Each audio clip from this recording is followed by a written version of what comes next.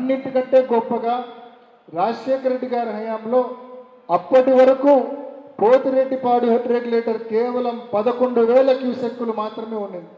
Pothireddypadu head regulator 11,000 క్యూసెక్కులు ఉంటే బనకచెర్ల దగ్గరికి వచ్చే కొద్దీ మరి కేసీ కెనాల్కు నీరు ఇచ్చే సిస్టమ్ ఏదైతే ఉందో అది 3,000 క్యూసెక్కులు మాత్రమే ఉండింది.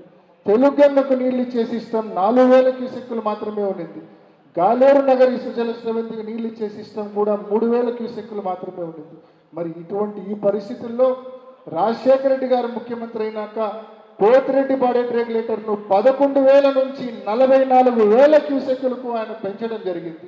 అదేవిధంగా బనకచెర్ల కాంప్లెక్స్ నుంచి మరి కేసీ కెనాల్కు నీరు ఇచ్చే కాలువ ఏదైతే నిప్పుల వాగు ద్వారా కేసీ కెనాల్కు నీరు ఇస్తామో దాన్ని 11,000 చేశారు. తెలుగంగను 22,000 క్యూసెక్కులు చేశారు. జిఎన్ఎస్ఎస్ను 11,000 క్యూసెక్కులు చేశారు. అలా చేశారు కాబట్టే అంతో ఇంతో రాజశేఖర రెడ్డి గారి హయాం నుంచి మనము నీళ్లు చూసాము.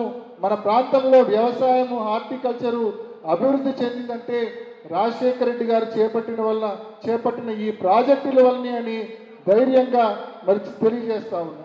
అదేవిధంగా రాజశేఖర రెడ్డి గారి మరణం, అదేవిధంగా రాష్ట్రం విడిపోవడం ఈ రెండు జరిగిన తర్వాత మళ్ళా మనకు కష్టాలు మొదలైనాయి. ముఖ్యంగా రాష్ట్రం విడిపోయిన తర్వాత తెలంగాణ రాష్ట్రానికి మన ఆంధ్ర రాష్ట్రానికి మధ్య వాటర్ రిలీజెస్ మీద అంటే శ్రీశైలం నుంచి వాళ్ళు ఇష్టం వచ్చినట్టు పవర్ జనరేషన్ పేరుట నీళ్లు కిందికి వదులుతూ ఉన్నారు. మరోవైపు ఎత్తిపోతల పథకాల పేరుతో మరి రోజుకు 6 నుంచి 8 టీఎంసీల నీళ్లు డ్రా చేసే పరిస్థితి, లెఫ్ట్ సైడ్ నుంచి తెలంగాణ ప్రభుత్వం నీరు డ్రా చేసే పరిస్థితి ఉంది, నీరు ఎత్తిపోసే పరిస్థితి ఉంది.